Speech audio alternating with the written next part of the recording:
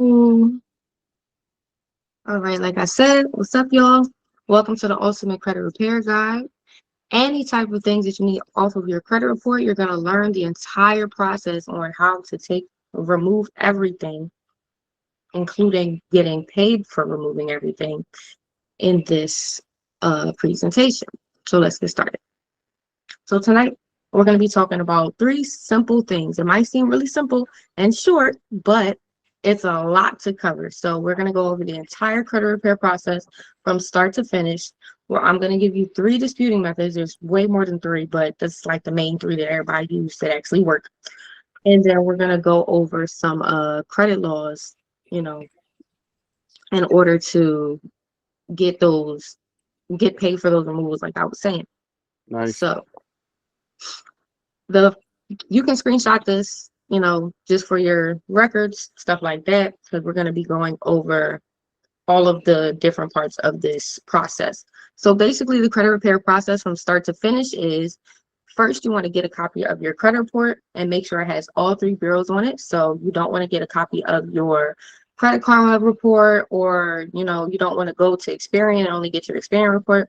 You want to make sure that you have a copy of all three of your credit bureau reports. I thought I had some damn water in here. Damn, I'm just supposed to die. Hold on. I'm sorry.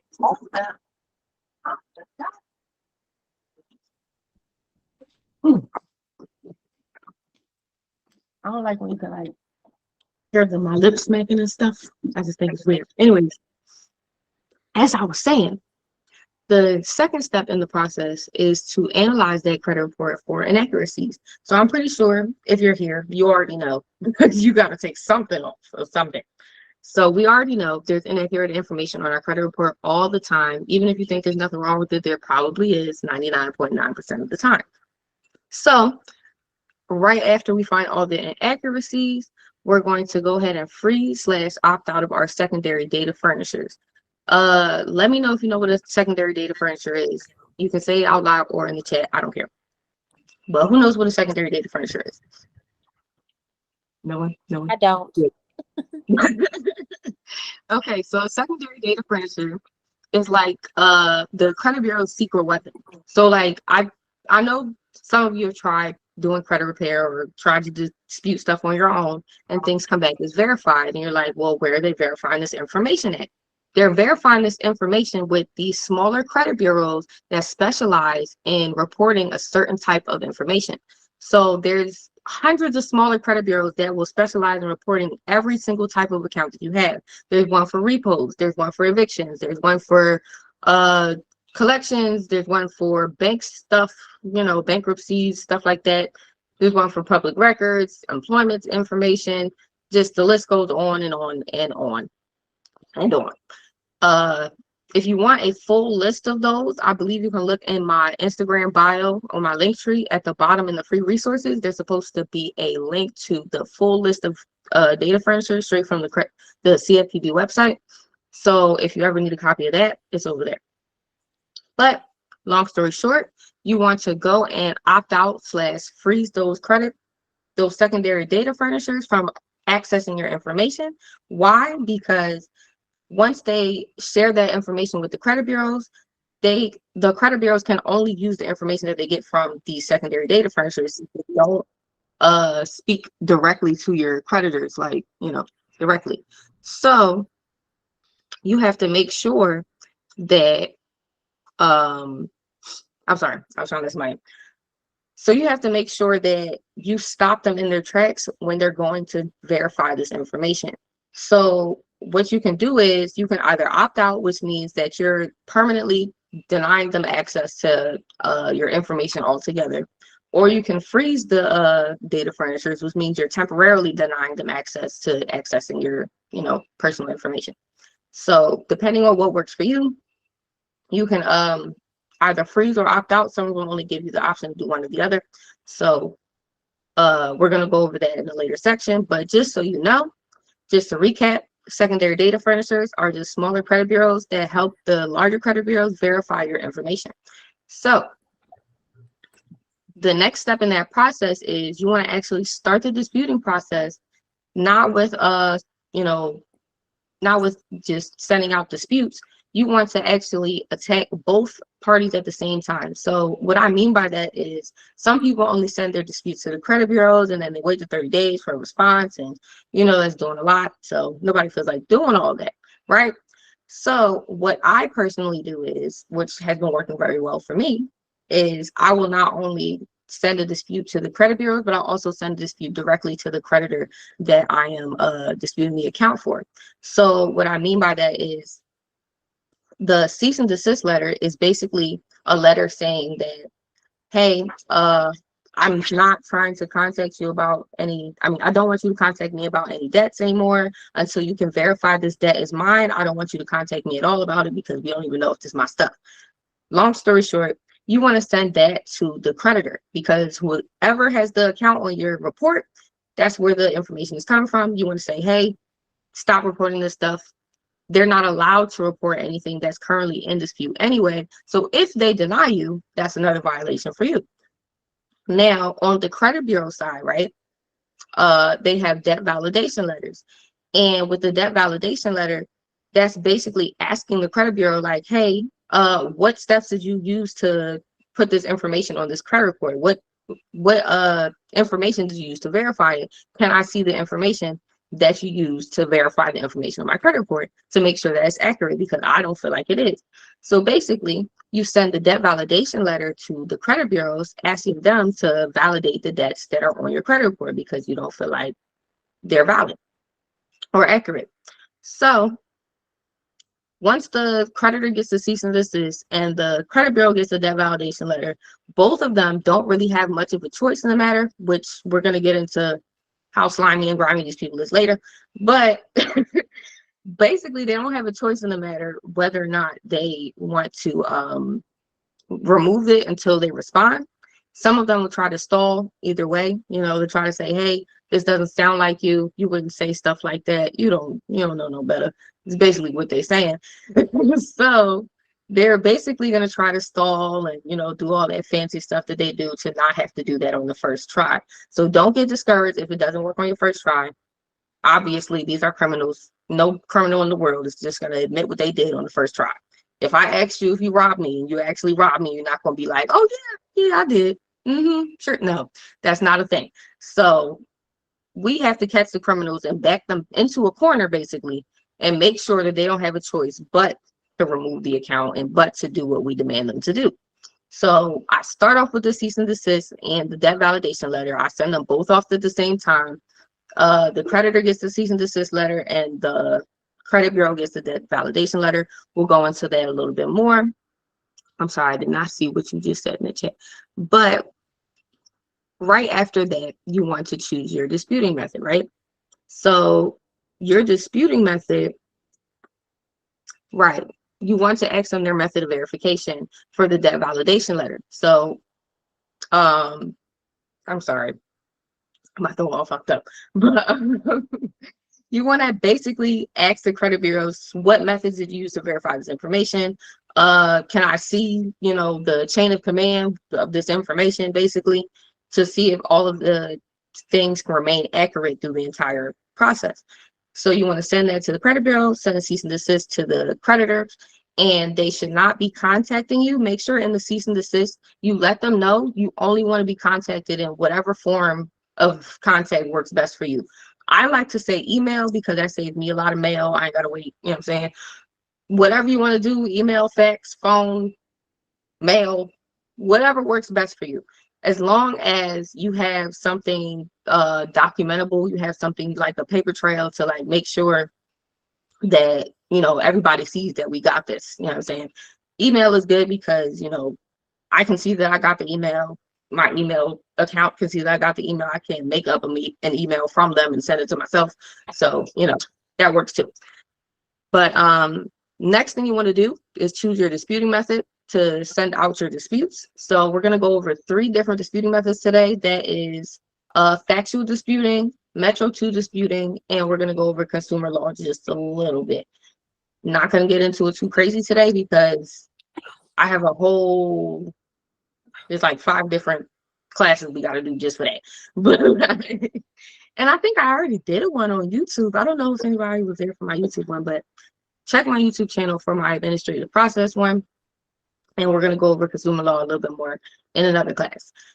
But if you're not getting the results you need with these disputing methods, like say you send it out 2 or 3 times and you're not getting the intended results, or they're just literally ignoring what you're asking for altogether, then you can follow up with the CFPB, FTC, attorney, or attorney general of your state. Learn how to fix our credit. What did you say? I love you guys. You guys are awesome. But you can follow up with the CFPB, FTD, or the attorney general. Let me know if any of y'all know, like, are y'all familiar with these people, or these just random folk people? Random folk? Okay, cool. So the CFPB is like the mother of all credit bureaus. They're just the credit, they're like the credit bureau supervisor, manager, whatever you want to call them. So the CFPB stands for Consumer Financial Protection Bureau. Consumer Financial Protection Bureau. They basically are the only actual credit bureau that is residing in the United States and approved by the government. All the other credit bureaus, TransUnion, Equifax, Experian, are not even American companies. They are private entities, and they are just random Indian people with your information. Quite literally. You can look it up yourself. But the CFPB is the government's actual credit bureau or credit monitoring system for, consumers.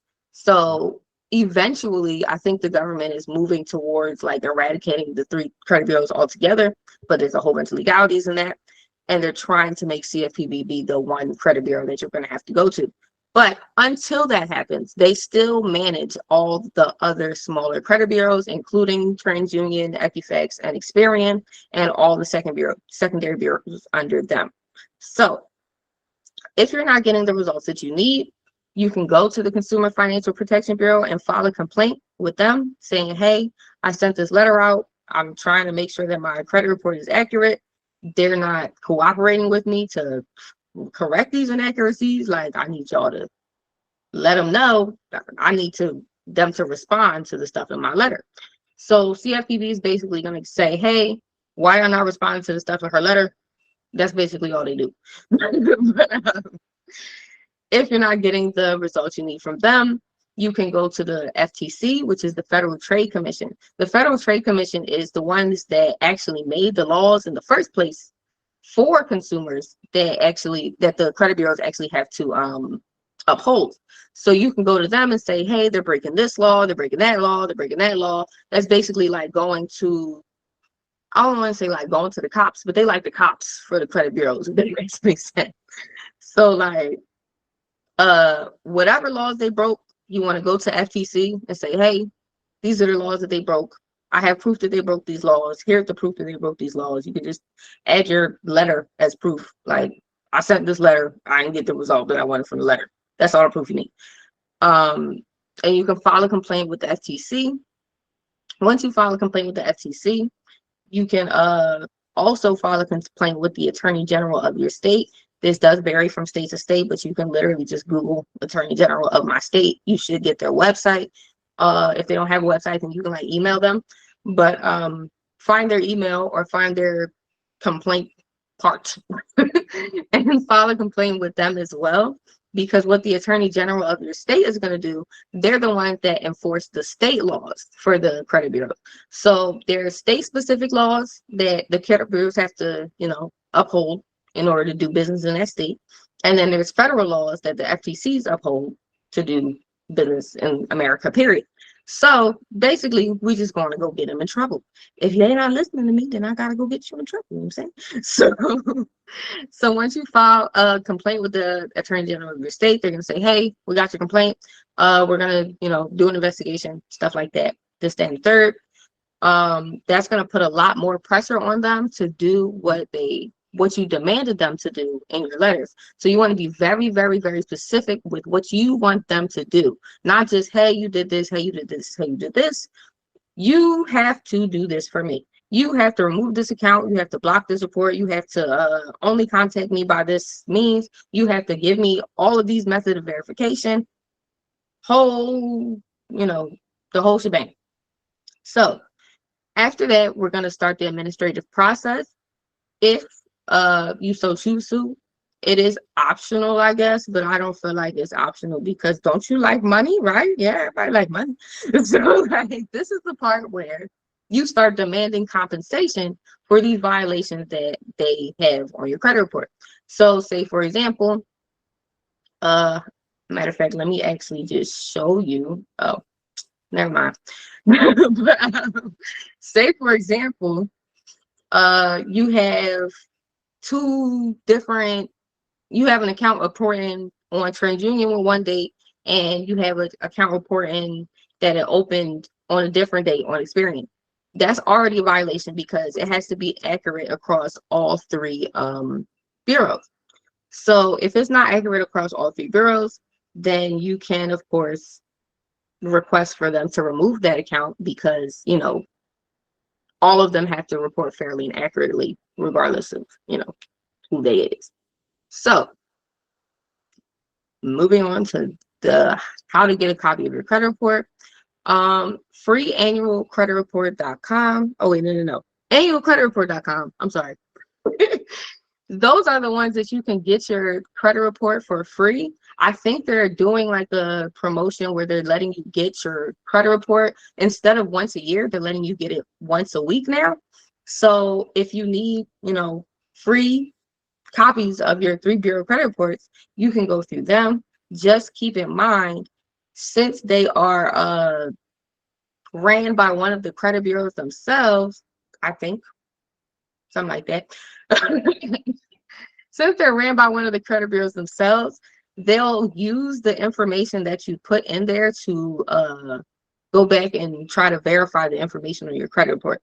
So say, for example, you put a employer that wasn't on your credit report, or if you put an address that wasn't on your credit report, it's going to add that to your credit report, like, moving on.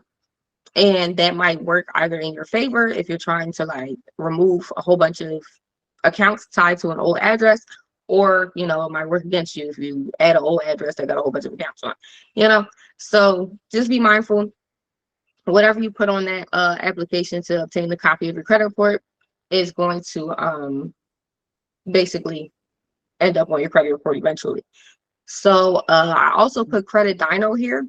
Credit Dino, if you don't feel like doing the credit repair process yourself, I can actually do it for you. But if you do end up choosing for me to do your credit report, the credit reporting software, the credit disputing software that I use goes through and is partnered with Credit Dino. Now, it's partnered with Credit Dino not for no reason, but because Credit Dino allows you to access all three of your bureau reports together, which means that it's tri-merge. So tri-merge just means that all three of them is in one report, like right next to each other. So you're going to see what that looks like on the next page. But basically what that means is it makes it a lot easier to factually dispute. So one of the disputing methods that we're going to go over, it makes it a lot easier to do that because you can see every single account across all three bureaus right next to each other, and then you can see the information right next to each other to make sure that they're all accurate across all three bureaus. So you do have to pay for that one, but you don't have to pay for annualcreditreport.com. Really depends on what you want to do. If you're doing the factual disputing method by yourself, that's also a good place to get your tri-merge reports, because it's going to be really, really hard for you to do that with the one that you get on annual credit report, because they all come separate on annualcreditreport.com. So if you choose to do the factual disputing methods, which is probably the easiest method out of all of them, you can do it through Credit Dino. Literally just create an account, and then you can see all your three bureaus and then see your inaccuracies. But before we get to that, we're going to go over opting out of your data furnishers, right? So I mentioned this before. I didn't go into too much detail, but data furnishers are just smaller secondary bureaus, once again, that specialize in reporting specific types of information about you, the consumer, to the credit bureaus. When credit bureaus need to verify your information, they don't go directly to the creditor. They go to the data furnishers that they got the information from, because they buy and sell the information from these people. and the data furnisher goes back and buys and sells the information from the creditor, which is just the person who gave you the credit card.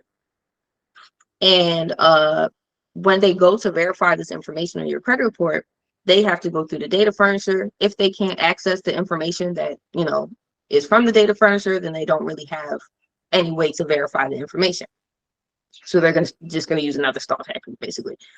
But if you opt out of sharing your information with them, you won't have to worry about them going back and verifying that information. But please keep in mind, there are hundreds.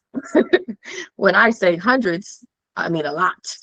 There's hundreds of different data furnishers that verify this type of information. So there might be 2 or 3 or 5 different data furnishers that you might have to opt out of, depending on what type of account it is, because they have data furnishers specifically for medical collections. They have data furnishers specifically for credit card debt and repos and evictions and, you know, anything you could possibly think of on your credit report. So if you only opt out of one of the people that share that information, they're just going to go to one of the other ones. You see what I'm saying? And it's going to get verified anyway. So you want to make sure that you go to my bio on my Instagram at some point. Not right now, but make sure you go to my bio at some point, look in the free resources and download that full list of, you know, data furnishers, just so you can see, okay, I'm opted out of all of them that I'm supposed to be opted out of at the time. Cool. So not only do you want to opt out or freeze your secondary data furnishers, but you also want to freeze your credit bureaus themselves, because what the data furnishers will do is they'll try to go back. The secondary, so many words. The secondary data furnishers will try and go back and like verify the information through your credit report. So they're gonna like soft pull your credit report to see if, okay, I think I still got the right stuff on here, basically, before they go back to the creditor and say, is this even right? Cool. So either way, you want to lock or freeze your TransUnion, Equifax, and Experian, only because you don't want anybody trying to pull that information while you're in the disputing process. A creditor might go back and try to do a soft pull, or, you know, they might have forgot what was on your credit bureau, you know, credit report in the first place, and try to verify the information that way. But what we're trying to do is stop them from being able to verify the information, period. So you want to lock or freeze all 3 credit bureaus. Like I said, a lock and a freeze is just, one is temporary, one is more permanent. So a lock is more so like a soft freeze. Does that make any sense? Like you could just turn that off, turn that on and off at the click of a button. Super temporary. You could lock it for 24 hours, or you could lock it for 2 years. It really doesn't matter. But a freeze is more so like a more permanent thing. You tell them, okay, I want to freeze this from this date to this date, or just until I turn it back on again. I mean, until I unfreeze it. That's more like a, it's going to be there until you take it off type of thing. So, I'm sorry, any questions before I start going in my fucking bag and shit? Nope, you good. Perfect, perfect, perfect. So, opting in and out, right? Automatically, just for being a person, which is super illegal, obviously, they opt everybody in to sharing their information. Not without your consent, but you might have accidentally consented to opting into sharing your information literally by doing anything in the entire universe of the world. Nobody reads the terms and conditions. So if you're a person that don't read the terms and conditions, then you probably at some point opted into sharing your information with somebody that shares their information with the credit bureau. So usually 99.9% of the time, you're already opted into sharing your information with these people through, you know, filling out a random survey or putting your information in on some Facebook post about something. You know, nobody reads stuff. So 99% of the time, you're already opted in, and you have the choice of opting out at any point in time just by going to their website or calling their number. You have to go through that full list of data furnishers list. They have like ways to opt out on there and stuff like that. So basically you would either go to their website, you would call their number, or you can send them a letter just like anywhere else. if you don't have the time, I feel like I personally feel like if you don't have the time to go through and put your information on all 5,000 gajillion websites, I feel like, just sending them a letter saying, hey, I want to opt out, and giving them the information they need to opt out is a little bit easier, because then you just copy the letter, change the name on it, you know, send it out to everybody. But long story short, once you do opt out of sending that information, they're going to send you a PIN number in the mail. So they're going to say, hey, we got your, freeze, opt out, whatever, cool. You're officially opted out. If you ever want to opt back in, you're going to need this PIN number. So this is like a super, super, super, super important piece of paper. You want to like take a picture of it, whatever, save it in whatever vault, safe file, whatever you got. Just make sure you save it somewhere that you can find it when you need it, because if you don't have that PIN, you're not going to be able to unfreeze or opt back into sharing your information. And I know, Ms.Fixit, why would you want to share your information with these people? At some point, when we're done the credit repair process, we're going to want to, apply for new credit, and we're going to want to get new credit cards and get funding and stuff like that. Unfortunately, we have to share our information with these people that we're trying to apply for the credit card with in order to get the credit card. So at some point, you're going to need to opt back in, after the whole disputing process is over and you clean your whole credit report off. You're going to need to opt back in and sharing your information, just so you can apply for funding. But since we ain't at that point in time, just give yourself like at least 6 months to a year. I wouldn't say take a year, but like give yourself some time. You always have the option of going back and unfreezing it as long as you have that PIN. So who are the data furnishers, right? There's hundreds of data furnishers, like I said, but there's a few, the top 5 that you need to actually opt out of. And I think I left one off of here, or they merged, one of the two. But don't quote me. I think SageStream is now LexisNexis, or LexisNexis is now SageStream. I didn't put LexisNexis on there because I really wasn't sure which one it was.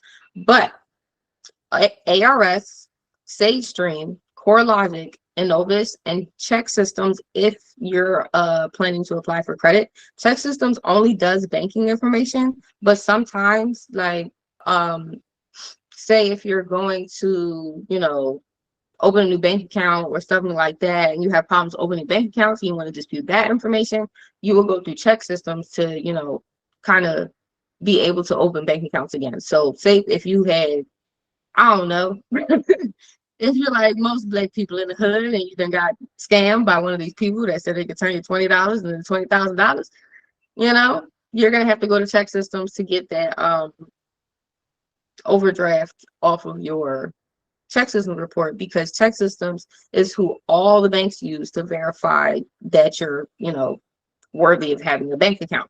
So if you ever have problems opening bank accounts, you can go through CheckSystems. All the rest of these, they mostly deal with credit report stuff. So Innovis, CoreLogic, SageStream, ARS, and LexisNexis. I'm just gonna say them just because I don't know what they do with their life. They keep merging. Everybody's like running out of money and stuff. Anyways, make sure you opt out of those first. If not, if you don't do anything else, start with opting out of those. Because those are like the larger of the smaller credit bureaus. Does that make any sense? Okay. So like it's Experian, TransUnion, and Equifax, and then right under them, it's ARS, SageStream, CoreLogic, Innovis, and CheckSystems. They're like the slightly larger ones. There's a whole bunch of smaller ones that specialize in reporting really specific types of accounts. But as far as, verifying information goes, those 5 are usually the ones that the main 3 credit bureaus will go through to like try to verify information.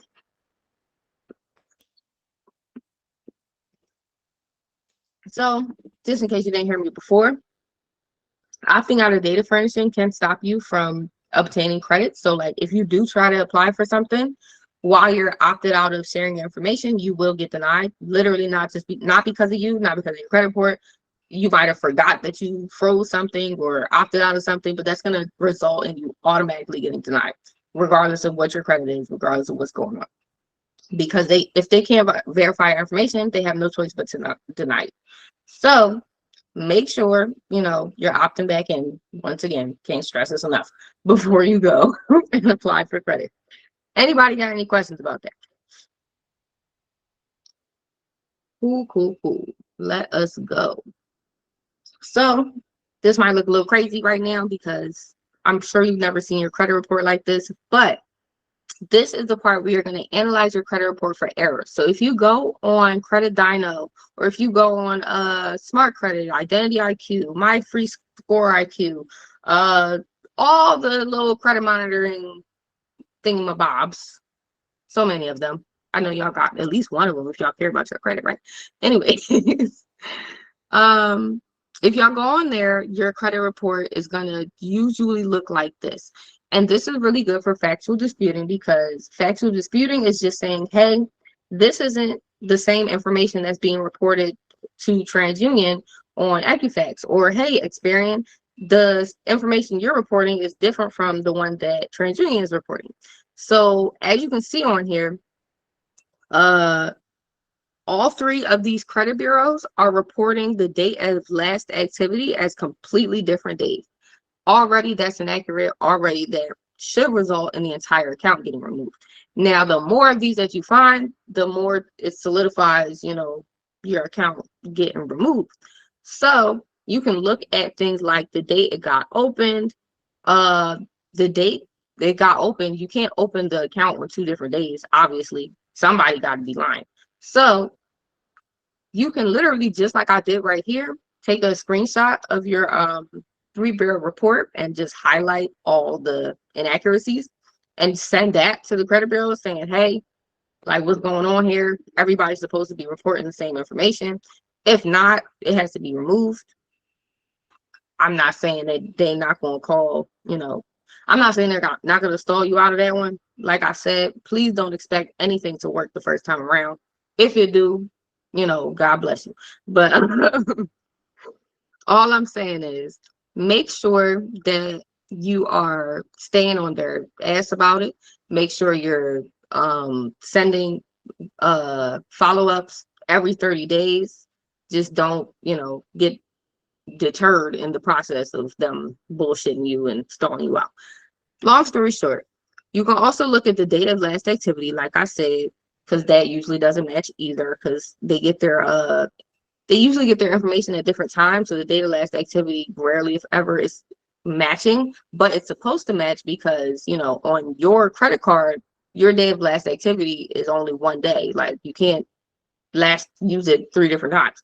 So make sure all of these things match across all 3 bureaus, and then look at the last payment and make sure that the payment amount is the same, and look at the date of the last payment and make sure that all 3 of them are accurate across all 3 bureaus. As you can see, this is I think it's one of my old reports or something, but as you can see, there's a lot of inaccurate information on here, just looking at it like that. And I'm gonna give y'all a bonus one. If y'all can find the last thing that is inaccurate on here, then I will give one of y'all I'll give one of y'all one of my credit disputing letters for free. So let's look at it. Is the account numbers matching up? Yes or no? Let me see. Can y'all see, like, is it blurry for y'all? Because I can't see.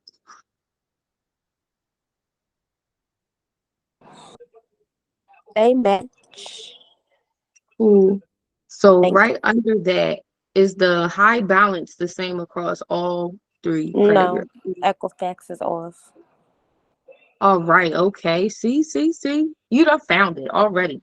So as we can see, Equifax is not reporting the right balance on the credit card, on the credit card account. So that's another inaccuracy that you can put on your factual disputing letter, and you can literally send a screenshot, just like you see here, and put, hey, under this law, you have to factually report my information under the FCRA. We're going to get into all the laws in a little bit.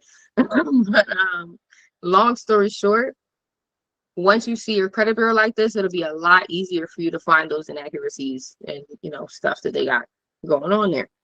And see, I don't even think there's a whole bunch of other ones on here, but we ain't going to talk about that because,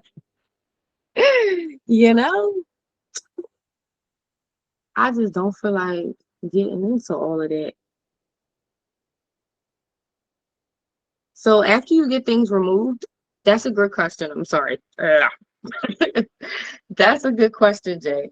After you get things removed, you will still be legally responsible to pay for the debt until you file litigations and go to court and, absolve yourself of that responsibility, quote unquote, to pay the debt.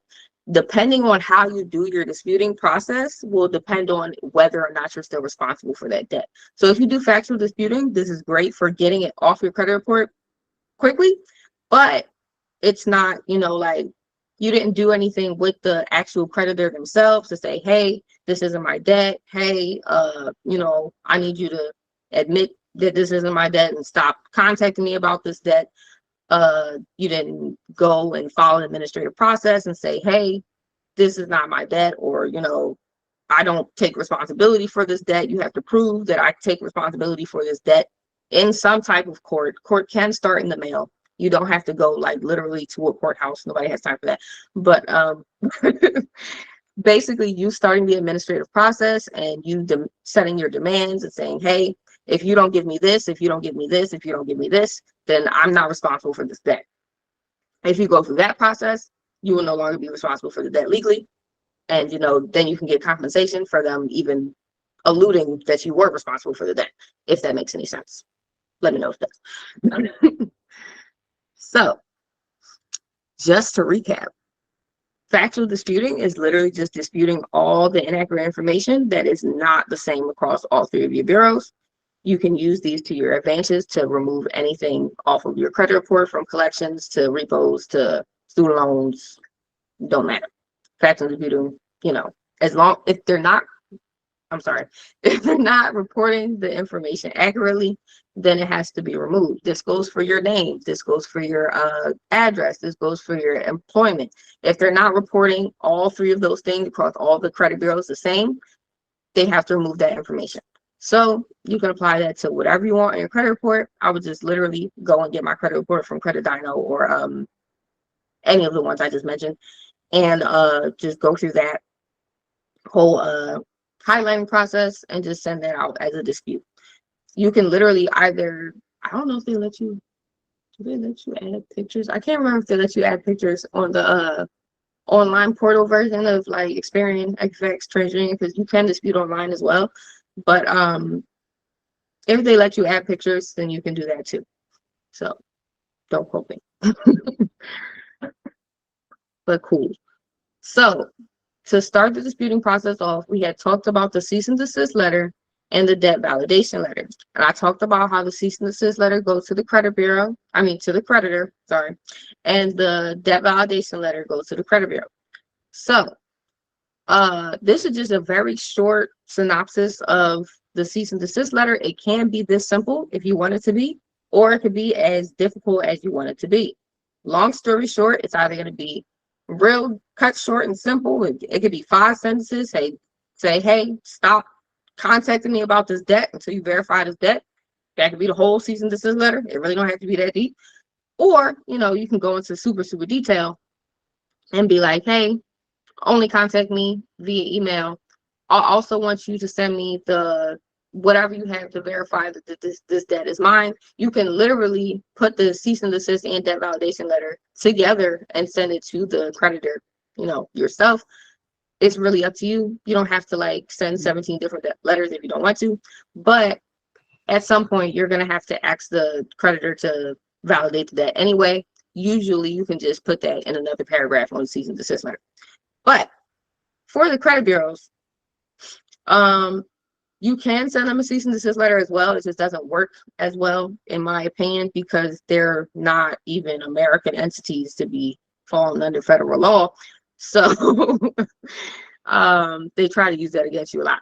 But the debt validation letter you want to send to the credit bureaus, because like I said, they have to validate and verify any debt that goes onto your credit report. So if they're not doing that correctly, you know, it's a problem. They're going to have to remove the account.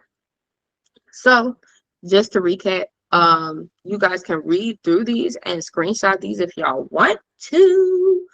I'm going to have the cease and desist letter, the debt validation letter, basically all the letters that I have, I'm going to be putting in my bio, in my link tree, I'm sorry, by the end of, I don't want to say by the end of the class because obviously my hands are tied right now, but in the next 24 hours they'll be in there. But in the meantime, you guys can, I wish I could share my other screen. You guys can ask AI assistants to actually help you write these letters, because I don't feel like writing these letters either. Exactly. So all I do is, hold on, let me see if I can I change the one that I'm sharing? Hold on, y'all. I'm gonna see if I can show you guys how I get mine. There we go. Okay. Can you guys see my screen? Yeah. Cool. So basically, I'm really lazy. Well, I wouldn't say lazy, but I don't be feeling like writing these letters. I know you don't feel like writing these letters. You probably just like, I don't even know how to start writing these letters, even if I did. But all you have to do is go to a AI assistant like ChatGPT or Google Bard or I forgot the other one. It's a whole bunch of other ones that you can do. But anything Google Bard or ChatGPT adjacent. And you can ask them to draft you any type of letter that you need for anybody you want. So all I did was say, hey, draft me a cease and desist letter for a debt collector. They said, cool, no problem. Here go the letter. All you got to do is copy and paste this either into Google Docs or Microsoft Word, whatever, and just replace all this stuff with your information and just send it off that way. That's pretty much it. They get it. They understand. They know the law. I ain't making up this stuff up. So it's pretty accessible to people. So just in case you don't feel like writing it yourself, you can draft a cease and desist letter here. And you can also do a, come on, Hope. You can also do a debt validation letter if need be. I feel like they come out a lot better on ChatGPT, but they do it too. So might as well use what you use, right? Cool. So there go to that validation letter. Validate the debt. I need all this stuff to validate the debt. Long story short, just make sure you take out this is just a sample letter part, because, that's going to be funny. But any questions so far? Any questions so far? What are we doing? Oh, let me stop. All right, babe. Let me go back to here. Cool. Alrighty. So that's step one. I mean, technically like step two, right? I don't know. Step two. So absolutely. So usually the letters will come with the consumer laws, or they'll mention the consumer laws. Like as you can see right here, it says in accordance with the Fair Debt Collection Practices Act, I'm requesting this, that, and the third. Or this one literally has 15 USC 1692C, which is basically talks about communication, stuff like that, and how they're able to communicate with you about a debt. We're going to get into that law in a little bit, but long story short, if you do add the consumer laws, it will help your case a lot. Some people, they just yell at them, which that works fine, but you want to make sure you're as clear and specific as possible about what is wrong and what you want to happen, period, because they will try any old thing to get around that. Absolutely. So By privacy laws, what do you mean? Like the sharing of your information type of privacy laws, or like, because like all of them are kind of privacy laws in itself, but I think we will. I think we will. So let's choose your disputing method, right? We have three different disputing methods that work super, super well. Two of them are a little bit more, I feel like they go from easiest to hardest. So factual disputing would be the easiest in my opinion. And Metro 2 disputing is a little bit harder than that, but not for you. More so you have to like do a little bit more legwork as far as putting the letters together. And then there's consumer law, which is like a whole rabbit hole in itself, but that is at the bare bones everything that every letter that you're going to send, everything that you're going to do in correspondence with them, they're doing that based on consumer law because they all have to stay in compliance with these consumer laws. So you can skip the first two and go straight to consumer law. You can completely ignore Metro 2 and consumer law, just do factual disputing. Metro 2 disputing, you rely less on consumer law because that's disputing the reportability of the account. So that's basically they have a software that they use to put together your credit report. And that's basically going through the software and seeing if they're in compliance with all the software regulations that they have for whatever software that they use to report your account. So you can do that. That has less consumer law in it, and it more so requires you to have like a credit repair software that can make those letters for you, because that's a lot. I mean, you can do it like outside of that, but that's a lot. But I'll go over a couple Metro 2 disputing softwares in a second. Okay. We already went over factual disputing. It's basically just the process of, disputing differences in your reporting dates, opening dates, stuff like that. Long story short. But outside of that, there's Metro 2 disputing and there's consumer law. Cool. So let's get into Metro 2 disputing, right? Metro 2 disputing, this is just a small part of one of my Metro 2 letters. They get really, really, really specific on the Metro 2 letter, so I can't like show you an actual John, if that makes any sense, because it has a lot of personal information on there. Because Metro 2 disputing basically works a lot like factual disputing, but it's more so for the software that they use to report that account. So I'm gonna read through this like a little bit, but this is a lot. So it says, in accordance with the Credit Reporting Act, Section 611-15 USC 1681 L, blah blah blah blah blah. Oh yeah. So it's supposed to be according to the Metro 2 5 points of compliance, which you can Google or ask ChatGPT, whatever you want to do with your life, to explain that further to you. It basically says, hey, make sure my credit report is in compliance with these 5 points of compliance. I don't feel like it is. Here's the different ways that it's not. This, that, and the third. But basically, long story short, what the Metro 2 compliance letter is going to do for you is going to go through your entire credit report and say, hey, this is not right in the software. This is not compliant with the software. This is not compliant with the software. Just like factual disputing will do, it'll highlight it and stuff like that. I don't, you can't really do that by hand. It'd be a lot to highlight. But it'll basically go through your whole entire credit report and make sure that it's in compliance with the Metro 2 format. So this is just the first part of the letter that it generates to make your Metro 2 letter. You can get Metro 2 compliance letters via Dispute Panda, via sorry, it's my dog. Via Dispute Panda, via Credit Fixer, I believe. I think it's CreditFixer. So not regular fixer, but FIXR.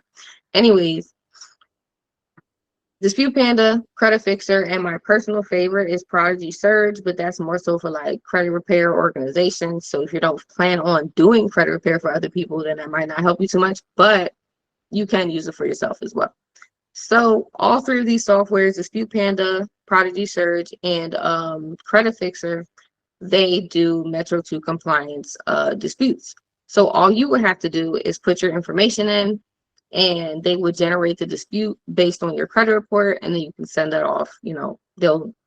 It's like a whole, depending on how long the credit report is, it's like 10 to 50 pages worth of stuff. So I wouldn't print it out. I would fax that off because that's a lot to be doing. But if you have the time, it does work a lot better. If you mail it, up to you though. But if you do mail it, please send them certified mail. But anyways, just to recap, Metro 2 goes over compliance with the Metro 2 format. They have 5 different points of compliance that they have to comply with in order to create your credit report and report information accurately. This has not much to do with consumer law, but you can see that they add some consumer laws in there because under consumer law, they have to be in compliance with the Metro 2 format. Cool. So that's a disputing method in itself. I feel like that's like the least amount of work, in my opinion, if you do have the money to sign up for one of these credit disputing software things. So I think Dispute Panda is like free right now. Don't quote me though. I think you only have to pay for the dispute letter itself, like the attack, but I don't think you have to pay for the actual software right now. So don't quote me. Check them out. Moving on. Any questions so far? I'm sorry, I keep forgetting to ask on it, but I'm trying not to make it boring, but Nope, I'm good. no, but we good? Cool. I should do like a trivia or something. Long story short, let's get into these laws. Fun stuff. This is the part where people start getting up and leaving, like, oh, I'll start doing the boring stuff. But I like this part because this is the part where you really understand how much they got you fucked up. And they got you so fucked up, you just don't understand. But anyways, there's 5, or I want to say more than 5, but these are the main 5 credit laws that protect consumers and that will help you get stuff off your credit report. So there's the Fair Credit Reporting Act, which is just the federal law that regulates the collection of consumers' credit information. So basically, the Fair Credit Reporting Act applies to those credit bureaus and those data furnishers and how they go about getting your information if they're doing it in compliance with federal law. We don't have problems, but if they're not, then you can get paid for the violation. The Truth in Lending Act, which is my personal favorite, is the federal law that requires lenders to disclose key information about your loan terms and costs. And it also goes into a whole plethora of other fancy stuff. But Truth in Lending Act and Fair Credit Reporting Act are great for, removing stuff from your credit report. But the Fair Debt Collection Practices Act is how you get the money. Okay. Now, a lot of these debt collectors are violating federal law every day, all day, by contacting you about these debts in the first place. They don't care about federal law. They don't read the federal laws. Nobody reads stuff. So they just do whatever you want. I mean, they just do whatever they want and hope that you don't know any better.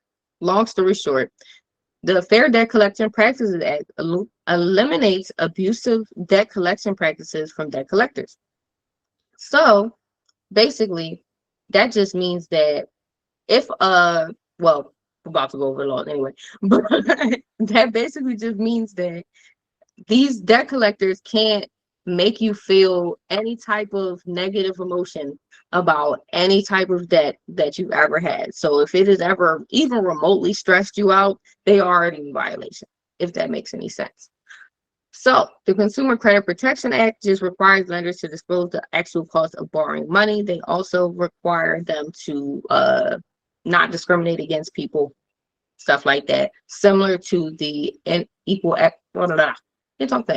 similar to the Equal Credit Opportunity Act.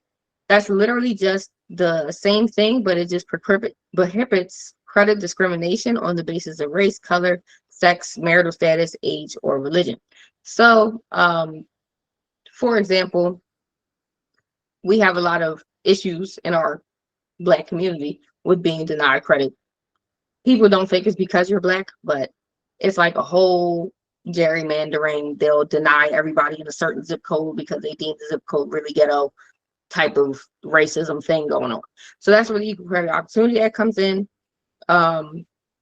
If you've ever been denied for credit, that's a really, really important act to study. I know, right? See, Mike Carter, he understands. He understands. Oh, wow. So let's get into these laws, right? So the Fair Credit Reporting Act has a whole slew of different laws that, are supposed to help consumers get stuff off the credit report and keep these credit bureaus in check, basically.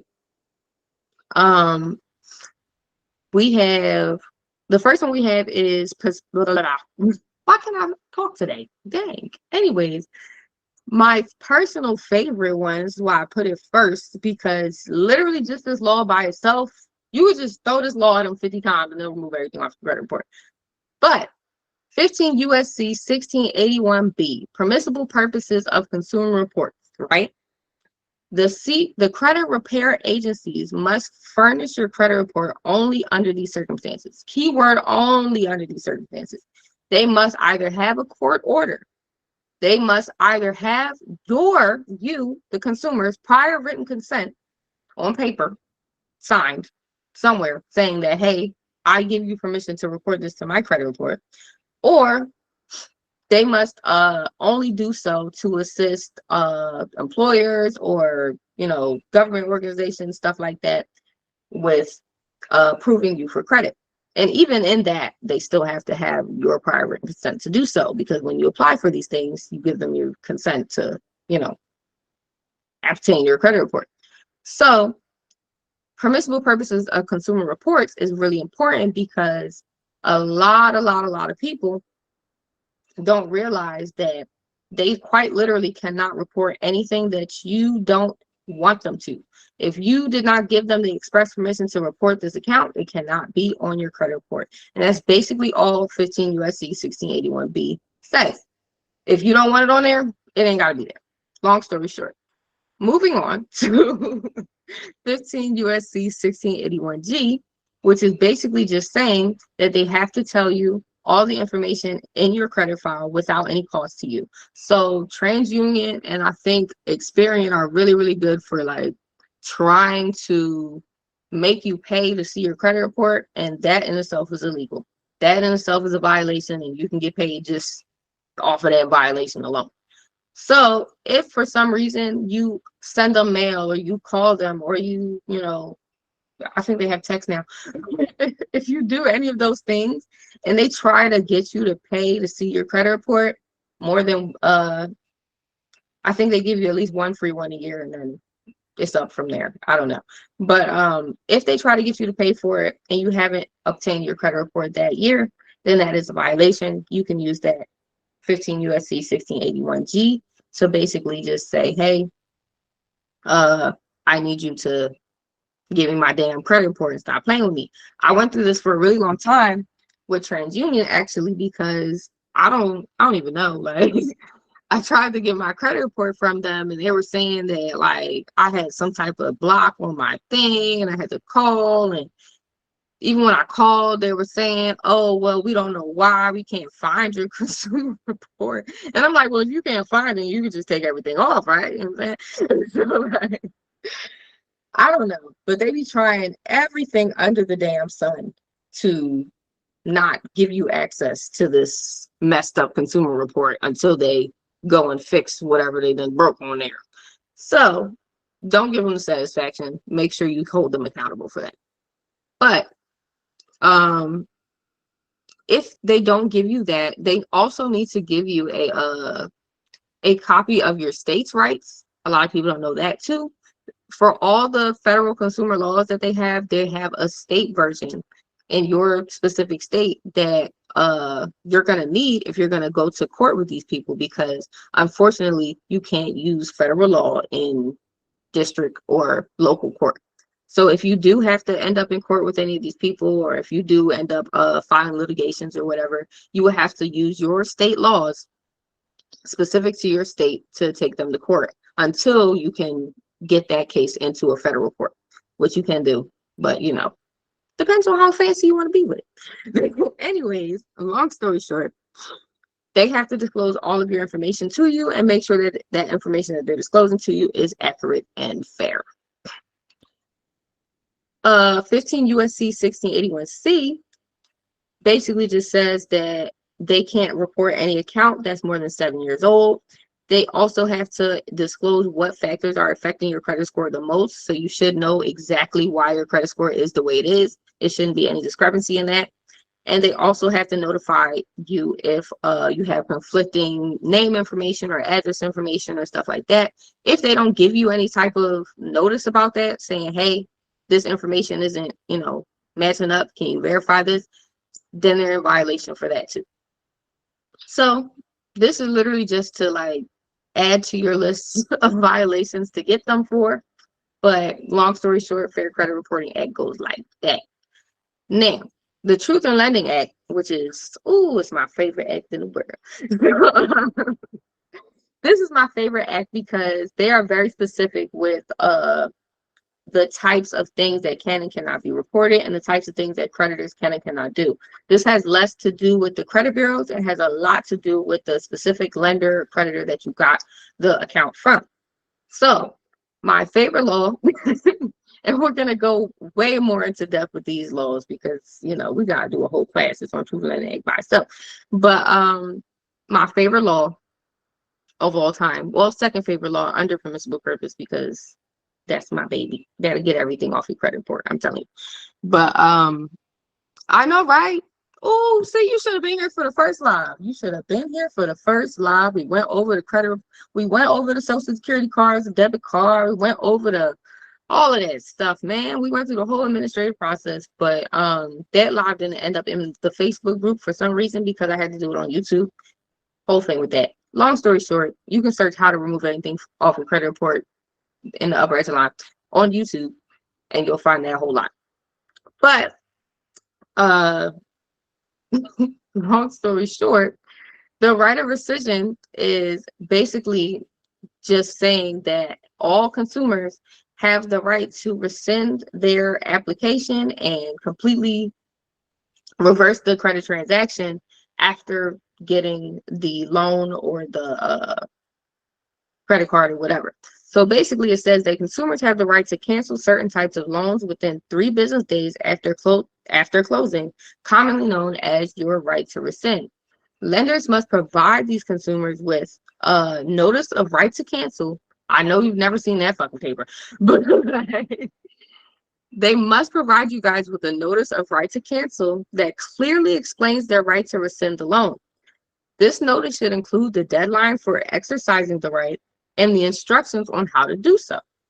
Now, most people, matter of fact, raise your hand or let me know or put in the chat if you know how to rescind your enforce your right to rescind right now.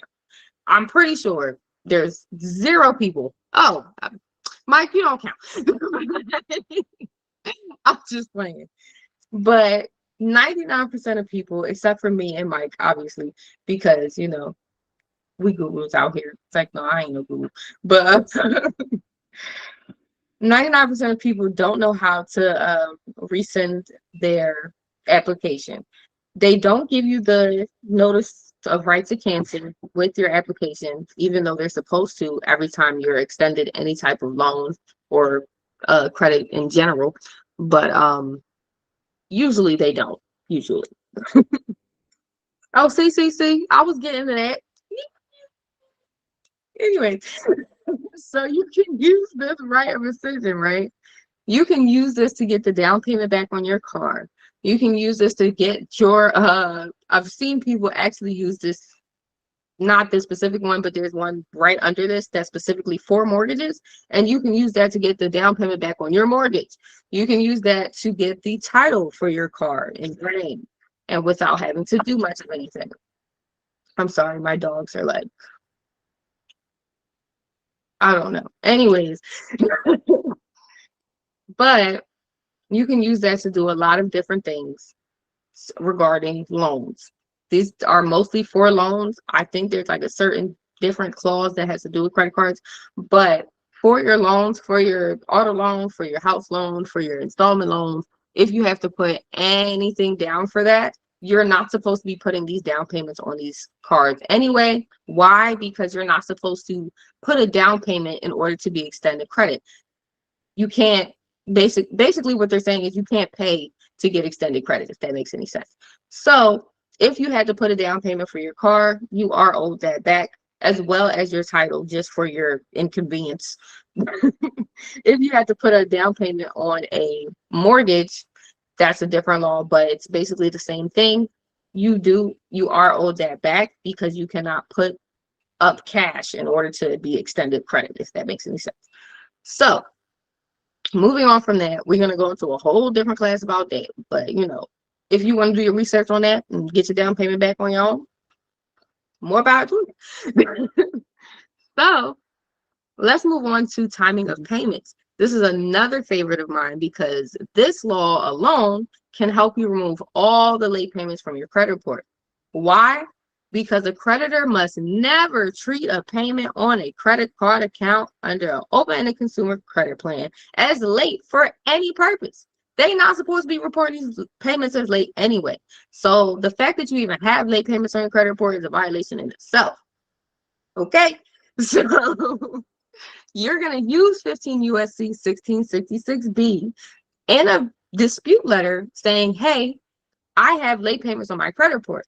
Under 15 USC 1666B, I'm not supposed to have late payments on my credit report. So remove these, obviously, please.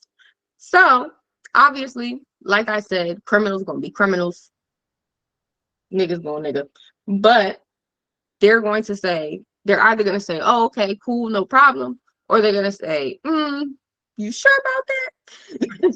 And then you're just going to have to make sure you have the stamina to say, yes, this is what's supposed to happen. This is federal law. If you don't do this, I'm going to bring it to the Attorney General, CFPB, give them some consequences for their actions. You know what I'm saying? So they actually want to do something with their life. But this law alone can help you remove all the late payments off your credit report. I've gotten multiple hundreds of late payments off with this specific law. They're all supposed to be reporting as 100% on-time payments, period. There's also another one. I think it is, did I have it upstairs? Do I have it upstairs? No. Whatever. I had the other one up that basically said, like, if you get charged a late payment, which it says down here, I think that has to do with like 1666D, not B, one of the two. Anyways, basically they're not supposed to charge you a late fee either for this. So, and please do, Mike, please do. I mean, you could drop it. I mean, you could say it now. I don't care. But like, basically, they're not supposed to charge you a late payment either, since they're not supposed to treat the account as late, period. So, I mean, what's up, Mike? What you got for me? What you got? Yeah, can you hear me? Yeah, I can hear you. Yeah. So with that 1666B, if you use 15 USC 6802, the privacy law, Let me write that. but there's a case law on that too, which is TransUnion LLC versus Federal Trade Commission. Oh, I gotta They see that. Yeah, all credit reporting agencies are a financial institution, and late payments is considered financial information, which is personally identifiable financial information, which they cannot share. So yeah, late payments, that's gone. Talk to him. Talk to him. Let's get some fire in the chat for Mike. Come on now. What was the Naturally, law again? Revenante, Just in case they missed it. You said 15 USC. What? 6802. Yes, sir. Yes, sir. I think I already had that one somewhere. And the case law is TransUnion LLC versus Federal Trade Commission. As you should. And it's Let's go. Levinante, by the way. I'm trying to like put it on the John, but it don't want to pop up for me. Long story short, that is super important law. That entire chapter is a super important chapter in general. It's literally just because it tells you the difference between a credit bureau and a financial institution. Now, all banks, anybody that expects you to pay them something is a financial institution. Anybody that holds people money or holds people information is a financial institution. So that 15 USC 1680 6802 basically goes over the difference between what is a financial institution and what isn't. And these credit bureaus do qualify as financial institutions since they have this financial information. Matter of fact, let me share my screen with y'all so y'all can see the better word definition of it. Because I could say one thing, but Yeah, people gonna say and whatever. every company is a non-affiliated third party to each other, Exactly. so you Mostly can because use they that law sell with and everybody. share this information with each other. Yep. See, talk to him. Talk to him. Oh, Well, I told you I got some heat for you. It's Lebanante. we gotta do a whole nother like consumer law line. Cause like I didn't even get into the Graham-Leach-Bailey Act. But basically the Graham-Leach-Bailey Act basically is like the act that regulates all the banks and all the financial institutions. And since the credit bureaus are also financial institutions, they also fall under this Graham-Leach-Bailey Act. Please do your research on Graham-Leach-Bailey Act because that whole bunch of bangers in Yeah, there. fire. Yeah. So basically, I just wanted to show y'all, a financial institution may not disclose, like he said, non-public personal information to a non-affiliated third party without first providing the consumer with a notice of its privacy practices, and they have to get your consent. Okay? So basically, it just outlines the types of non-public personal information that they can, collect, share, stuff like that. They have to basically tell you all these types of different things in order to get it reported, and you can tell them not to report it at any point in time as per 15 USC 16. Dang, I can't even remember it right now, but as per the permissible purposes Act. But yeah, in y'all free time, please go on Google Bard and go learn you some stuff, okay? I love Google Bard. It's just so much easier for me because I can go to, like, I have the laws up from Cornell, but it's like, it's not going to be in plain English. Like, you can literally tell Google Bard to break this down in terms a 5-year-old could understand, and it will make it very, very simple to understand. And ChatGPT will do the same thing. But let's get back to this presentation. Yo, smart. So, all right. But any questions, up until this point, let me know. Let me know. But to close out the Truth in Lending Act, in general, you just want to make sure that they're disclosing all of the different loan information and credit information to you beforehand, so there shouldn't be any surprises in your credit journey. So for example, like this applies a lot to dealerships. Dealerships don't like to tell you all the fees and costs and interest rates and the full amount that you finance. They don't even want to tell you that up front until you are finished with the entire process. They try to make it as simple as possible for you, but what that really means is they're skipping over a lot of the stuff that they're supposed to be doing. So when trying to get your down payment back, there's another thing that you can put on there. It's another law that you can use, because 90% of the time they are not telling you they might tell you your APR, but it might not be the APR that they actually end up charging you.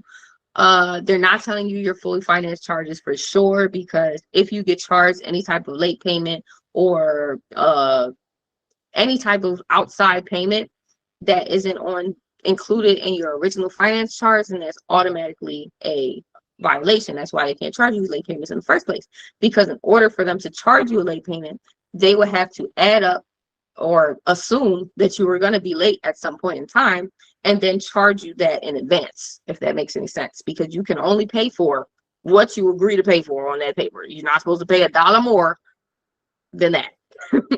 So if they don't give you the payment schedule, total payments, stuff like that, and tell you, why you got these specific rates that you got, then they're also in violation of that. So if you want to get your down payment back, we're going to do a whole lot on that. Don't worry about it. Long story short, Fair Debt Collection Practices Act now, this is the act that you're actually going to have to use a lot to get a lot of the stuff off of your credit report and to actually get paid for your deletions, because this has to do with the debt collectors contacting you, harassing you, or however they want to go about getting the actual, money from you. This has to do with that. Sorry. Anyways, so 15 USC 1692C, communication. All of these are just basic like synopsises that go into way more detail on the actual, thing. But debt collectors may not contact you at all regarding any debt without the court's or your permission.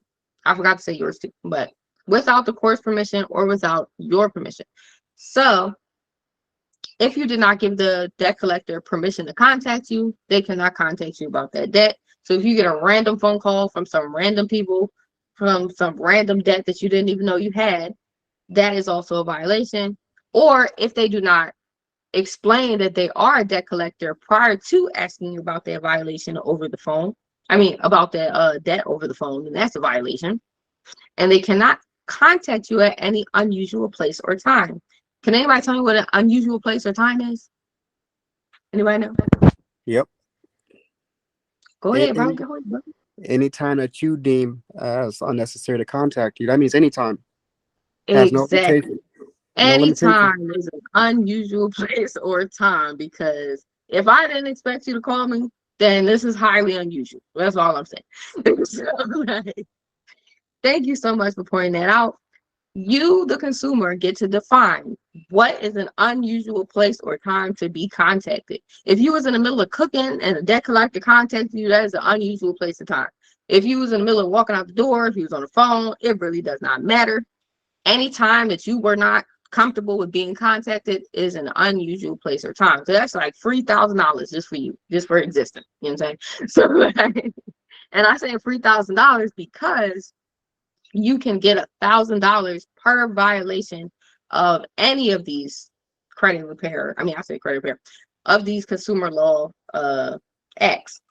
So if they contact you at any unusual place or time, you can get paid for that as well. Or if they contact you at your place of employment, which that's drawing, but if they contact you on your phone and you're at work, or if you work from home, which is your place of employment, also a violation. So you can use that to get your money back from that. That's like $3,000 right there. Moving on to harassment and abuse. Debt collectors may not use or threaten violence or harm to any person or their property. Now, this is super, super, super important because this is the most violated law of all the laws debt collectors be violating. Why? Because they always want to threaten you with something, whether it be your landlord, whether it be the police officer, whether it be, PPA. If they say, if you don't pay this, I will do this to you or your property, violation in itself automatically. So no, they cannot, they shouldn't. I won't say can't, because they're gonna do whatever they want to do. But they should not be repoing your car. They should not be taking you to jail. They shouldn't be garnishing your wages. They shouldn't be doing anything that infringes upon you as a person or your property or things that you own. You know what I'm saying? So if they try to do any of those things in response to you not paying a debt, they are in violation in itself. Now, I already know you know the answer to this one. So, bro, what do you define as obscene or profane language?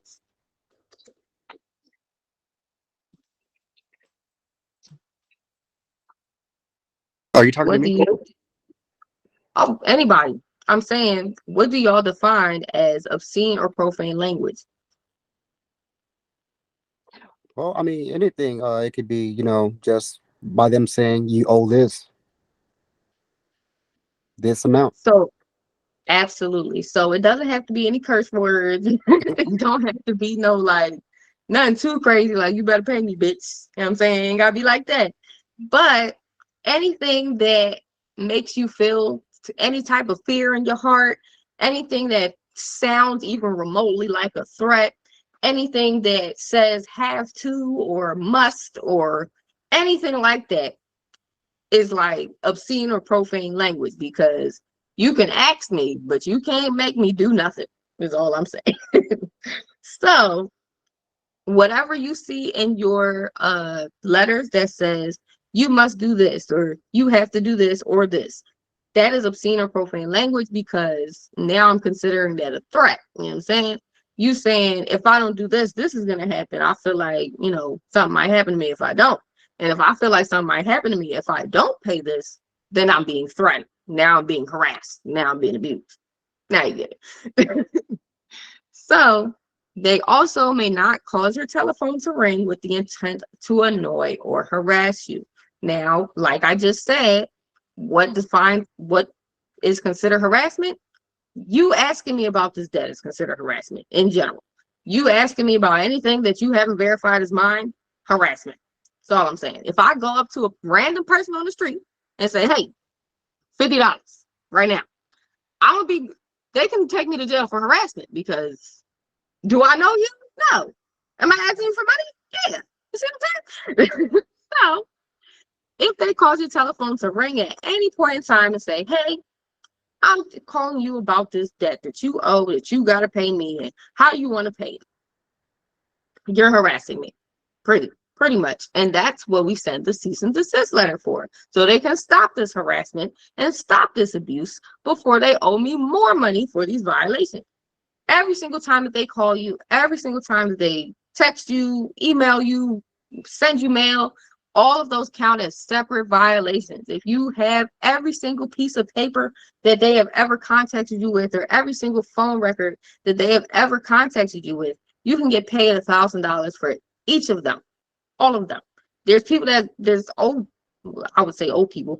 It don't have to be old people, but there are people that literally sit in their house and get contacted by random debt collectors and then just spend their lives just making money by getting paid for those violations. I'm not, you know what I'm saying, you can do whatever you want. But definitely at least get paid for those if you do want to go the getting paid for your deletions route. Long story short, after that is false and misleading representations, which basically just says a debt collector may not imply that they are affiliated with the U.S., including the use of any badge or uniform. Now, who do you consider to be affiliated with the U.S. based on their badge or uniform? Somebody tell me in the chat or out loud. I don't care. Mm-hmm. I know. I know.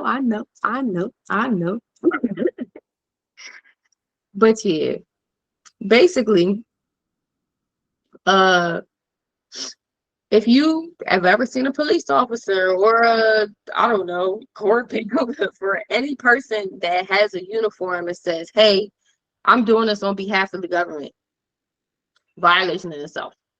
Sorry. So if they are trying to collect the debt from you, they are no longer affiliated with the U.S. government. The U.S. government has a whole separate team of people or stuff that will, do their whole debt collection thing. And even in that is a violation. So they also may not falsely apply that they're an attorney. Now, I've seen a lot of debt collectors get money from people just by saying, hey, we're suing you. I'm an attorney. This is the lawsuit, but they never actually filed any lawsuit with the court. So just keep in mind that there's a big difference between a debt collector saying they're suing you and a debt collector actually suing you. So a lot of these debt collectors will say, hey, if you don't do this, we're going to sue, or, any type of other harassment or abuse words. But make sure that you know if they try to say that, hey, I'm an attorney and I'm collecting a debt, that is a violation. Attorneys are not allowed to collect debts in general. They're just there to uphold the law. So they may also not imply, they also may not falsely imply that non-payment of debt will result in imprisonment. This is, I want to say it's common, but there's a lot of different organizations and companies and debt collectors that use this super shady tactic to try to get people to pay their stuff. I know it works a lot on old people, but long story short, there is not a single person on God's green earth that can lock you up for not paying a debt. So get that to your Yep. head. So any questions about this part so far? Okay, I think we're good. Yeah, once a police officer writes you a traffic ticket, they're deeming debt collector. They're Yep. collecting on behalf Like I of the said, as state. soon as they ask you for that debt, they are no longer affiliated with the United States government. Now they are a debt collector. Now they fall under the Fair Debt Collection Practices Act. I've gotten out of a couple, I would say a lot of a couple of traffic tickets that way. And I'm currently in federal court trying to fight PPA for my damn car back after they egregiously took my stuff. But anyways, long story short, we have other cars. So make sure, like I said, don't expect this to work the first time around, because 99% of the time, these are criminals. These are people that know the law. They've been super familiar with the law for years. They just don't care. They don't give a fuck. And if they don't give a fuck, I don't give a fuck. You know what I'm saying? So make sure you don't give up at any point in this process just because of how much they're stalling you or bullshitting or whatever. You just want to make sure you stay on their ass, period. Like, because they know the law, we know the law. Just because they want to be slow to actually follow the law doesn't mean that the law doesn't apply. So this does apply to police officers. This does apply to I don't know what they call them in other places, but the parking authorities. This applies to landlords. This applies to literally Judges. anybody who wants to collect a debt from you. Why? Your social security card is a credit card. Throw it in there. But I'm not going to go over the other two. I think I left out. I don't know. Right? Yeah. Anyways, so this is the last one I'm going to go over, because this is like the last one I feel like has to do with actually removing stuff from the credit report. The rest has to do with more so applying the credit and stuff like that, which so does this one, but you can also use this as well. Just to keep in mind, when you apply for creditor, can't talk today. Anyways, when you apply for credit, creditors may not discourage you from applying to or reject your application because of your race, color, religion, nationality, age, marital status, or because you receive public assistance. I know a lot of people on food stamps are like, oh, I don't know how I'm gonna, get any credit. I don't have any income. If you don't exercise, considered income. Child support, income.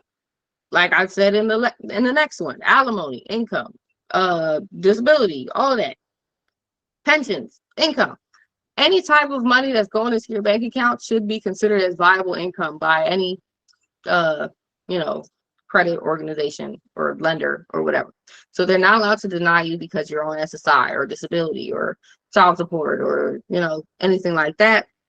And if they do refuse to consider public assistance as income, that's a violation in itself, and you can get paid for that as well. And just make sure you keep in mind that you also have the right to keep your own accounts after you change your name. So like, if I want to change my name, or if I got married and I want to change my last name, I shouldn't have to start over with a whole new credit report. I should still have my, credit report that I have.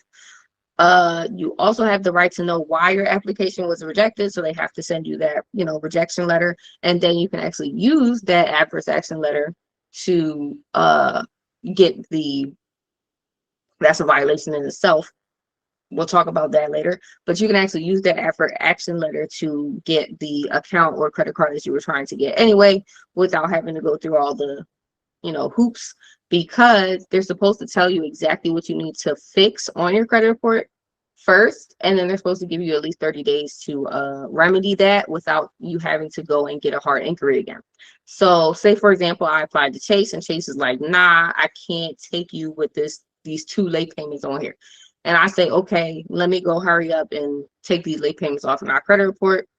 I somehow magically get the late payments off within the 30 days. They have to accept my application, my original application, you know, without the late payments on there, as long as I got it done within them 30 days.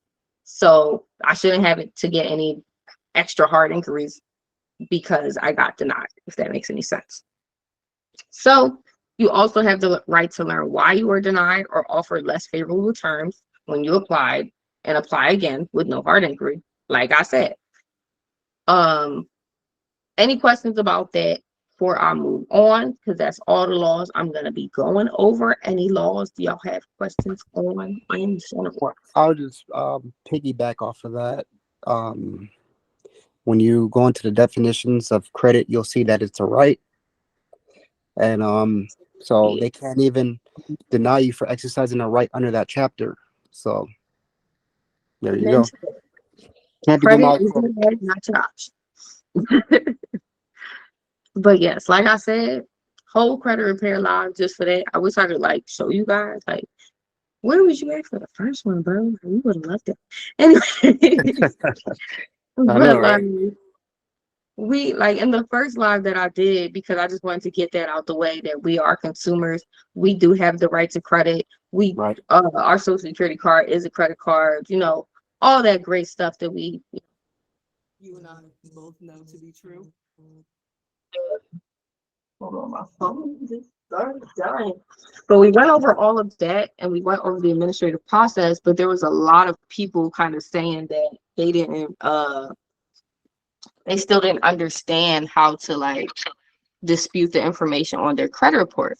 So I'm like, okay, cool. We'll do a regular credit reporting live, which would be this one. Okay, there we go. Is it starting? Sorry, my phone. Oh, and I broke it. Okay.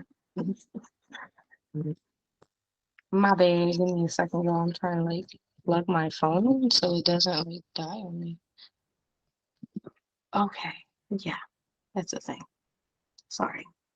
There we go. Right, guys? You have to see stuff, right? Cool. Even better. Oh, why are you doing it? All right. I think I got it. No, doesn't work. Doesn't work anymore. Don't get a gimbal, y'all. It's really ghetto. All right, stay. It won't stay. Screw it. Long story short, let me just finish this stuff. But make sure you're sending all your disputes certified mail. I have like a stack of these certified mail receipts because I do this so unnecessarily often. So, make sure when you do send those disputes, okay, that'll work. That'll work. Make sure when you do send a dispute, you're sending them off certified mail. Why are we sending them certified mail? Because we need a paper trail. These people are very, very, very, very slimy, grimy, whatever you want to call them. They will say that they never got your stuff. They will say that they lost it somewhere, or that what you said isn't what you said, or we got it 10 days after the fact. You want to make sure you have a receipt saying, okay, I sent it on this date and they got it on this date. You can make sure to ask for tracking too, because then you can see exactly when they got it, and the 30 days that they have to respond starts from the day that they got it. So when you're doing your letters, if it takes them more than 30 days to respond to you, then you can send out what's called a 30-day no response letter, which basically says that anything that I put in my letter is assumed to be valid because you did not respond within the allotted 30 days. So I need you to remove all the stuff that I said to remove in my letter, since it took you too long to respond. So you can send one of those letters if it takes them 31 days, or whatever it takes them to respond, or sometimes they won't respond at all. They'll just say they never got it, which is good for you. So make sure you're sending your disputes through certified mail, just to make sure that you have a paper trail for not only the 30-day no response, but just to have a paper trail just in case you take them to court. Because then you can say, I sent a letter on this day, this day, this day, this day. They didn't respond. I'm still not getting the results I need. It's been like 3 months. I'm gonna need my money at this point. Cool. This is super important for filing litigations because they're gonna ask you for all of this stuff. So, like I was saying before, make sure you follow up with the CFPB, FTC, and Attorney General. And there's like 2 other ones that we'll get into later. But this is just how to submit a dispute on their website. Not gonna go too far into it. But like I said, if I could oh yeah, I can stop right. Okay. And then my bad, y'all. I'm trying to pull it up for y'all. There we go. So cool. Really quickly, I'm just going to show you guys where it is on the CFPB website. Right here in the top right corner, it says submit a complaint. Now you're going to go down to start a new complaint. Whoop-de-woo. We're going to get over here to all of this stuff. You're going to put your information in. Blah, blah, blah, blah, blah. That's my email. Y'all can email me. Anyways, if you already have an account, you can just sign into your account right here. If not, then you create an account and then you can submit a dispute after you create the account. Let me see. Oh, I didn't do anything. Okay. So if you want to do one on FTC, you can do so via their online portal where it says report fraud. Now, why are we reporting fraud? Because any inaccurate information on your credit report is considered to be fraud. Anybody that got your information without your express consent is considered to be identity theft. So pretty much everything on your credit report that is inaccurate is fraud. And anybody that obtained your consumer report or has your information without your consent is considered to be stealing your identity, obviously. So you want to file an identity theft report about, credit, debt, loan, stuff like that. Or you can do it about an annoying call. I usually do it about these though. But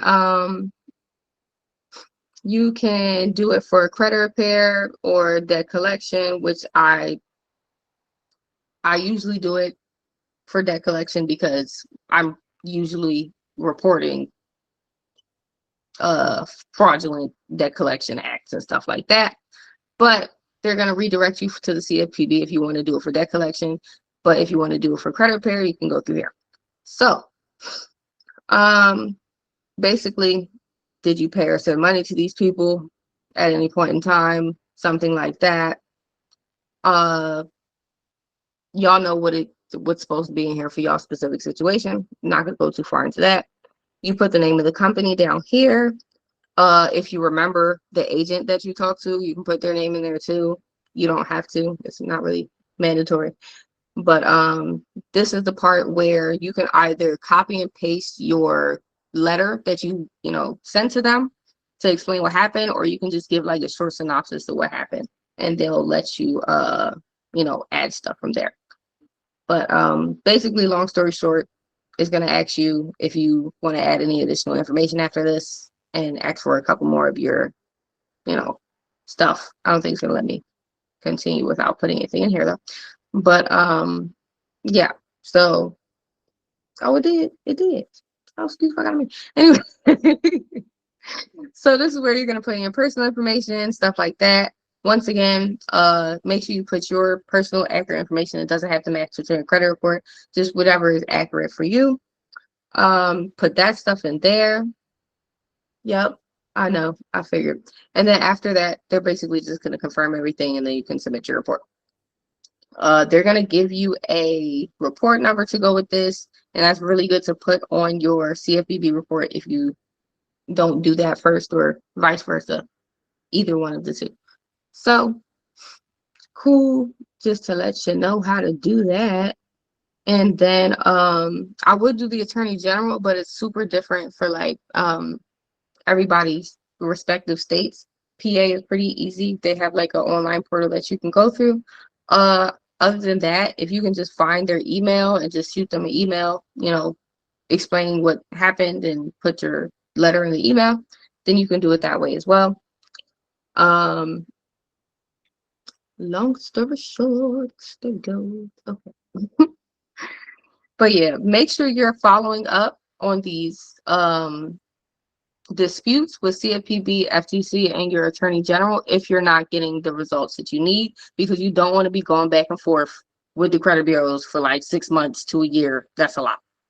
If they don't give you what you want the first time or the second time, more power to you to go to CFPB or FTC or attorney general, or you can just start off that way. I don't care. Just to have it on record that you send it to them. That's another way that you can keep up with your paper trail, just by sending all your letters to the CFPB. So make sure you do that if you're not getting the results you need. I don't know why this I gotta put it on backwards. Lord. So like I said, please, please, please do not stop until you get your desired result, because you are right, they are wrong. They are just very, very, very, very hard-headed. So long story short, you don't want to stop until you get your desired result. If you want to go straight to the consumer law route and start suing them so that they don't have a choice, you could do that too, because I like that. It's just people don't be built. I be built though. But basically send your cease and desist letter to the creditors. I forgot a couple of spots in here, but send your cease and desist letter to the creditors. If they don't respond within 30 days, send that 30-day no response. If they respond saying it's verified, ask them for the method of verification that they use.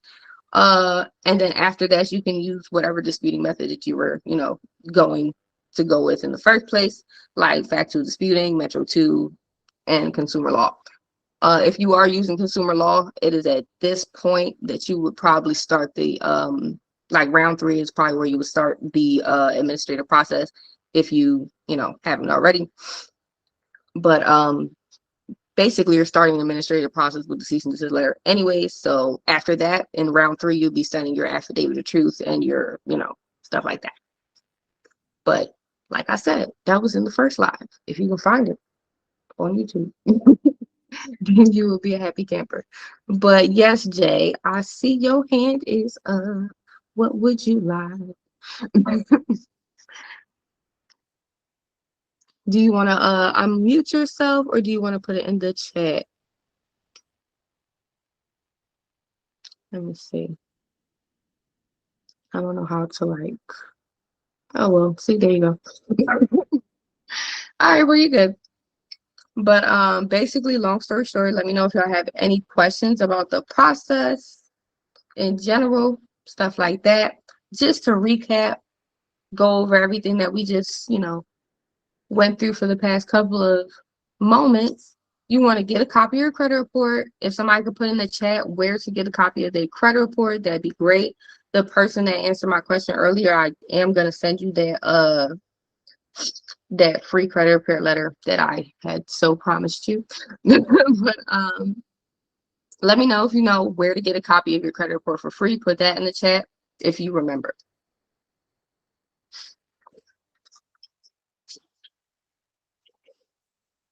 And next, you want to analyze your credit report for errors, which is basically like the whole factual disputing method that I was talking about. You don't have to do it that way, but that's a really, really easy way for you to find those errors on there. Other than that, you would just look for stuff that doesn't look right to you. Everybody's, personal credit report is different, so it's up to you what is inaccurate. Whatever you deem to be inaccurate is inaccurate. So next, you are going to opt out and freeze your data furnishers and your credit bureaus. Like I said, LexisNexis, SageStream, ARS, Check Systems, and Innovis. You want to opt out of those. Those are the secondary ones. And then you want to opt out of your TransUnion, Equifax, and Experian reports. Not opt out, but you want to lock those while you're doing the disputing process, so nobody has access to any of the information. Cool. So after that, you want to choose your disputing method and start your disputing process. If you want to go with consumer law, you would start your affidavit of truth and your stuff like that. Send your invoices out, you know, get right with them, or just go straight to court with it. I'm cool with either one.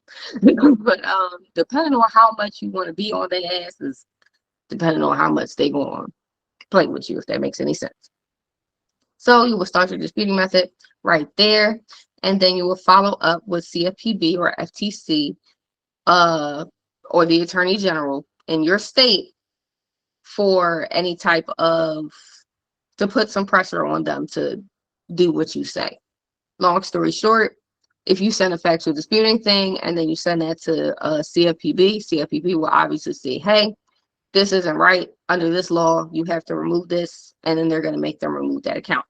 FTC will do the same thing. They'll say, hey, this is fraud, this is identity theft, whatever you want to say, and they're going to make them remove that account. Attorney General, they are really good for oh, I had spelled that wrong. Anyways, Attorney General is really good for state specific stuff. If you do want to take them to court at some point in time, now the Attorney General of your state already is familiar with your case once you get to court, if that makes any sense. So make sure you continue to send out disputes until you get paid for your deletions or you get your desired result. If you don't want to get paid for your deletions, that's fine, but you want to keep sending disputes out until you get your desired result. Don't listen to none of that stall tactic stuff. I'm not trying to hear that. If they try to say, hey, I don't think this is you, you can literally just call. Like after you send the dispute out, you can call and say, hey, I sent y'all a dispute. Me, the person, sent y'all the dispute. Did you get it? They'll say, hey, we got your dispute. Give us a couple days, whatever. Now y'all can't use that on me. I'm just literally record the entire phone call. That reminds me, if you have an Android, you can use Cube ACR, I think. I don't think they're on iPhone yet, but you can use Cube ACR, the app, to record any of those calls with those debt collectors or credit bureaus or stuff like that, because that is really important for if you're taking them to court as well, because you can transcribe those and use that against them in court. So just make sure you keep staying on their ass. Do not let them deter you from doing these things, because you want to get the intended result, and the only way you're going to get the intended result is by sticking with it. So let me know if anybody has any more questions, and I think that's all I got for y'all today, because dang, I know that was a lot, but at the end of the day, everybody should be able to remove anything they want from their credit report using all of the things that we went over in this lesson. If you need help with the letters, I'll have the letters up for you in my link tree in the next 24 hours, or you can go to ChatGPT, or you can go to Google Bard. Whatever you feel like doing is fine with me. If you see this entire credit repair process and you're like, you know what, this is a lot, I don't feel like doing any of this shit, you can go to my bio and I'll do the credit repair process for you. But this is all I'm gonna be doing anyway. So it's either you do it or I do it. That's all I'm saying. But thank you so much, you guys. I really, really do appreciate you guys. Let me know if y'all need help with anything else. If y'all have any case specific things that y'all wanted to go over, just let me know. And yes, period. I don't know why you know what I'm saying? They should already know this. But if Mike says, just to put it out there, always address yourself as a federally protected consumer when you're doing your CFPB dispute. When you're just doing disputes in general, you are always, always, always a consumer. I should have started with that, right? But I put the word consumer on here a million times just to really like solidify that you are a federally protected consumer. These laws that we went over in this video, there are real laws, and they really do protect you as a consumer, the same way that criminal laws protect, regular people from criminals. So if you want to enforce these laws, you have to refer to yourself as the consumer that these laws protect. And all of us, anybody that's ever bought anything in the world or just exists in the world with a social security card is a consumer. So make sure you always refer to yourself as such. Make sure you go back to my first live on YouTube that says how to remove anything from your credit report on my upper echelon channel and see the entire process of the administrative process if you want to do the consumer law way, and just really understand your power as a consumer, because that's what we went over. But I'll do it again for y'all. I'll do it again in my other credit repair live. I got you. I got you. I got you. But yeah, long story short, I really appreciate you guys. Thank you so much for being here with me today. I know it wasn't too much of us, but it was just enough for me. Thank you so much, Mike. Everybody give Mike a round of applause, because come on, he just really knocked you guys out the park today. I wish I could have had you on. We gotta do like a more in-depth version of Oh, that. most definitely. 'Cause I got some heat. I already know, man. I already know. I ain't want to like throw it all at him at one time. Let me know in the chat what you thought about the live. You know what I'm saying? Give me some nice stuff to put on my stuff. You know what I'm saying? But I really do appreciate you guys. I will be doing another live next Sunday. I just haven't really figured out what I want to do the live on. But if y'all got any ideas, put those in the chat too. Let me know what you want to learn next. But this will be an every Sunday thing. I try to do it every Sunday because why not? And let me know if Sundays work for y'all, because I can like move the date too. But I really do appreciate you guys, and thank you so much for coming. Hold on, let me end the thingy mabob. Oh, I don't know how to do that. Never mind.